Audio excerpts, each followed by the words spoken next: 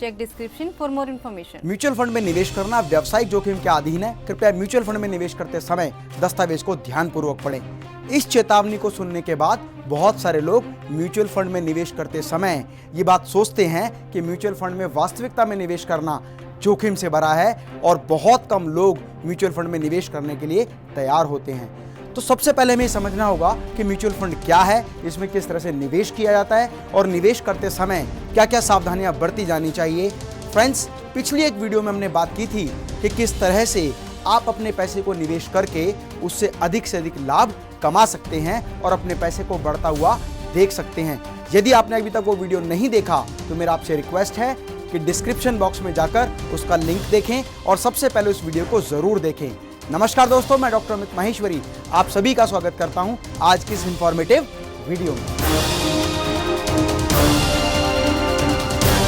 Mutual और fund, mutual का मतलब होता है आपसी और फंड का मतलब होता है पैसा। जब बहुत सारे लोग मिलकर आपस में किसी एक फंड में निवेश करते हैं तो उसको म्यूचुअल फंड कहा जाता है। इन्वेस्टमेंट और एसआईपी से रिलेटेड आगे आने वाली वीडियोस को अगर आप मिस नहीं करना चाहते तो मेरा आपसे रिक्वेस्ट है इस चैनल को अभी सब्सक्राइब करें और साथ ही साथ बेल आइकन को जरूर क्लिक करें ताकि आने वाली वीडियो का नोटिफिकेशन सबसे पहले आपको मिल सके। सभी लोग अपनी इनकम और फाइनेंशियल गोल को ध्यान में रखते हुए निवेश करते हैं और जब ये बहुत सारे लोग थोड़ा थोड़ा पैसा निवेश करते हैं तो ये थोड़ा थोड़ा पैसा एक बहुत बड़ा अमाउंट बन जाता है और वो निवेश म्यूचुअल फंड मैनेजर द्वारा किसी कंपनी में इन्वेस्ट किया जाता है। म्यूचुअल फंड में निवेश करने का सबसे बड़ा फायदा ये है कि एक निवेशक जिसको बाजार जोखिम की कोई जानकारी नहीं है वो एक विशेषज्ञ के हाथ में ये जिम्मेदारी देता है कि वो उसके पैसे को सही तरीके से निवेश कर सके ताकि उसको अधिक से अधिक आय प्राप्त हो। ये विशेषज्ञ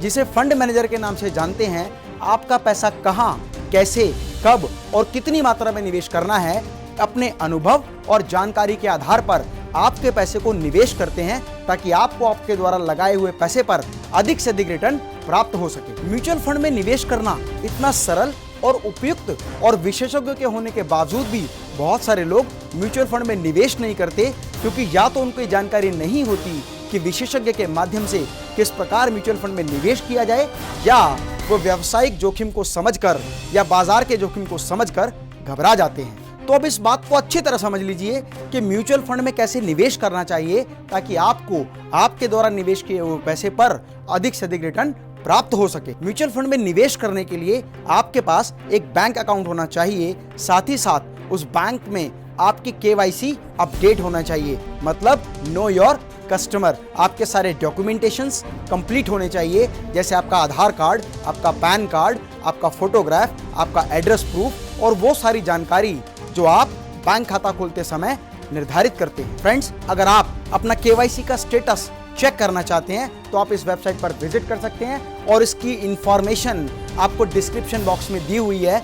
वहां जाकर भी आप अपने डॉक्यूमेंट्स को, अपने KYC को चेक कर सकते हैं। और फ्रेंड्स, अगर आपका बैंक अकाउंट और KYC स्टेटस अपडेट है और आप निवेश करने के लिए तैयार हैं तो सवाल उठता है कि हमें म्यूचुअल फंड में कहां निवेश करना चाहिए, क्योंकि म्यूचुअल फंड में निवेश करने के दो प्रावधान हैं, एक डेट फंड और एक इक्विटी फंड। डेट फंड और इक्विटी फंड सोचने में थोड़ा कंफ्यूजिंग लग सकते हैं लेकिन वास्तविकता में कंफ्यूजिंग होते नहीं हैं। मैं आपको सरल शब्दों में समझाता हूं कि डेट फंड्स क्या होते हैं और इक्विटी फंड्स क्या होते हैं। जब हम बात करते हैं शॉर्ट टर्म इन्वेस्टमेंट की तो डेट फंड सबसे बेस्ट फंड होता है, क्योंकि डेट फंड में आप जो पैसा निवेश करते हैं वो पैसा 100% सेफ होता है और जब भी आप पैसे की सेफ्टी के बारे में सोचते हैं तो आपको रिटर्न भी उसी अनुपात में कम प्राप्त होता है, क्योंकि आपने जो पैसा निवेश किया उसका कोई जोखिम नहीं है। वो एक तरह से आपने कंपनी को लोन के रूप में दिया है, एक तरह से आपने जो पैसा निवेश किया है वो पैसा कर्ज के रूप में उस कंपनी को दिया गया है, इसीलिए उस पर मिलने वाला रिटर्न भी कम होता है क्योंकि जोखिम की मात्रा कम होती है। इसी के विपरीत जो इक्विटी फंड होता है वो एक तरह का जोखिम भरा फंड होता है, इसीलिए आप यदि इक्विटी में निवेश करते हैं तो उसमें जोखिम की मात्रा अधिक होती है। जोखिम अधिक होने की वजह से आपको जो रिटर्न आती है वो भी अधिक होती है।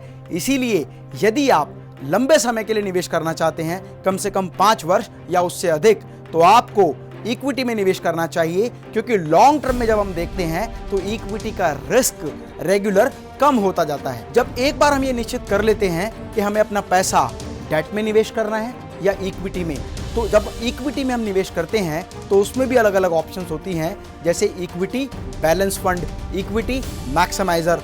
और आपका जो ब्रोकर या एजेंट होता है, जो आपके द्वारा अपॉइंटेड प्रतिनिधि होता है, वो ये डिसाइड करता है कि कितना परसेंट किस किस कंपनी में कैसे कैसे निवेश किया जा सकता है, ताकि आपको बेहतर और अच्छी रिटर्न प्राप्त हो सके। फ्रेंड्स, किसी भी इक्विटी फंड में निवेश करते समय हमें ये देखना होता है कि कौन कौन सी कंपनीज अपने अपने इक्विटी में बेस्ट परफॉर्मेंस दे रही हैं, मतलब उनका पास्ट परफॉर्मेंस रिजल्ट आपको देखना होता है। कौन से इक्विटी फंड अच्छे हैं, इसका बेस्ट मेथड है आप गूगल पर सर्च करें टॉप रेटेड फंड, कौन कौन से फंड टॉप रेटिंग में आते हैं और साथ ही साथ कितना ज़्यादा रिटर्न वो इन्वेस्टमेंट पर देते हैं, आप उनको सर्च करें और उन्हीं कंपनी में अपना पैसा निवेश करना शुरू करें। एक बार पहले निर्धारित हो जाए कि आप डेट में इन्वेस्ट करना चाहते हैं या इक्विटी में, तो आपके पास दो मेथड आते हैं, डायरेक्ट इन्वेस्टमेंट प्लान और रेगुलर इन्वेस्टमेंट प्लान।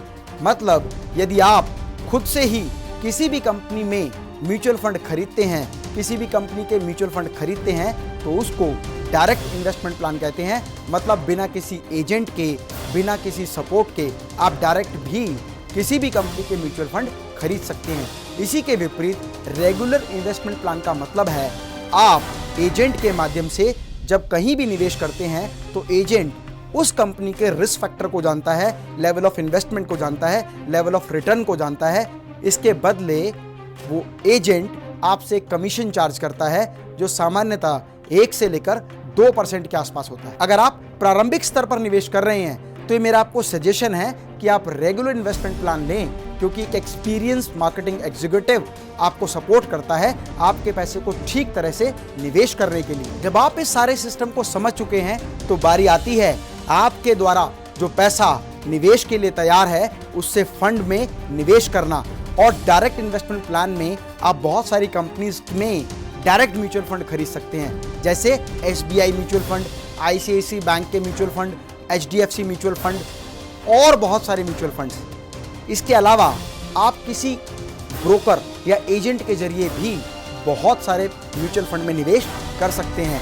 जैसे आपने किसी भी कंपनी में अपना डीमैट अकाउंट खोला, लाइक ICICI में आपने डीमैट अकाउंट खोला बैंक में, लेकिन आप खरीदते हैं SBI के म्यूचुअल फंड, ICICI के म्यूचुअल फंड, IDFC के म्यूचुअल फंड और बहुत अलग अलग बैंक्स के म्यूचुअल फंड या अलग अलग कंपनीज के म्यूचुअल फंड। इन्वेस्टमेंट की स्टेज पर आने के बाद आपको निर्धारित करना होता है कि आप किस तरह से निवेश करना चाहते हैं, लमसम इन्वेस्टमेंट और SIP।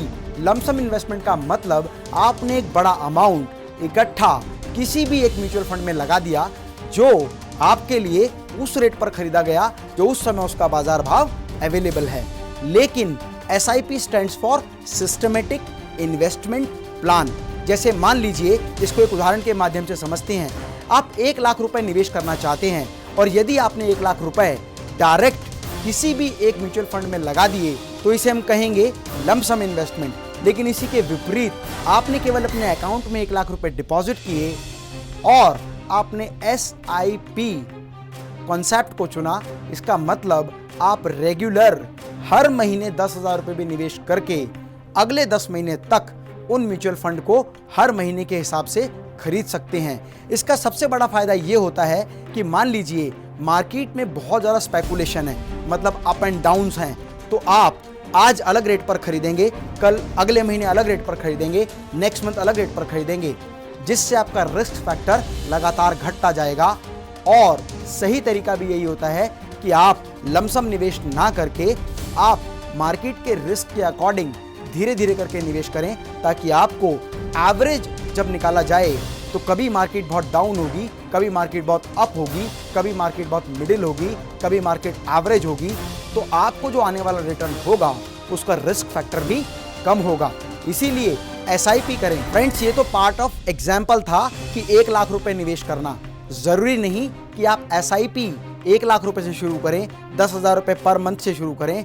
आप मात्र 500 रुपए महीने से भी SIP स्टार्ट कर सकते हैं। SIP में आपके बैंक अकाउंट से धीरे धीरे उतना पैसा निकलता रहेगा जो निवेश के रूप में इकट्ठा होता रहेगा और आप किसी भी समय अपनी एसआईपी को ब्रेक करके फंड निकाल भी सकते हैं। क्योंकि बहुत सारे लोग ऐसा समझते हैं कि यदि मैंने 500 रुपये पर मंथ भी दिए तो एक साल में लगभग 6,000 रुपये का मेरा इन्वेस्टमेंट हुआ, लेकिन यदि भविष्य में मुझे आवश्यकता पड़ी तो क्या मैं उस पैसे को निकाल सकता हूँ?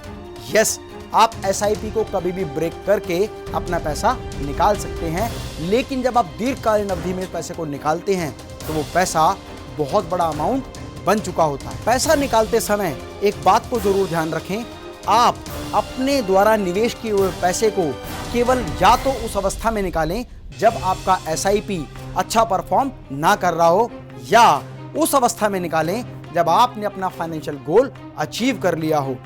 और ज़्यादातर जब आप निवेश करें तो दीर्घकालीन समय अवधि के लिए निवेश करें, मतलब लॉन्ग टर्म इन्वेस्टमेंट करें। लॉन्ग टर्म में आने वाला इन्वेस्टमेंट, लॉन्ग टर्म में आने वाला रिटर्न हमेशा बड़ा होता है। फ्रेंड्स, अगर एसआईपी या इन्वेस्टमेंट से रिलेटेड आपके माइंड में कोई भी क्वेश्चन है तो हमें कमेंट बॉक्स में जरूर लिखें। हमारी टीम आपके एक एक कमेंट को रिव्यू करेगी और आपको सपोर्ट करेगी। फ्रेंड्स, मेरे जीवन का उद्देश्य है कि भारत के हर घर से एक सफल बिजनेसमैन तैयार हो सके, इसीलिए हम मिशन चला रहे हैं, भारत बनेगा विश्व गुरु मिशन 2021। तो आइए इस मिशन से जुड़ते हैं और अपने जीवन के लक्ष्यों को प्राप्त करते हैं। स्वस्थ रहें, मस्त रहें, जीवन में हमेशा व्यस्त रहें। मैं डॉक्टर अमित माहेश्वरी आपके सुनहरे भविष्य की कामना करता हूं। जय हिंद, जय भारत।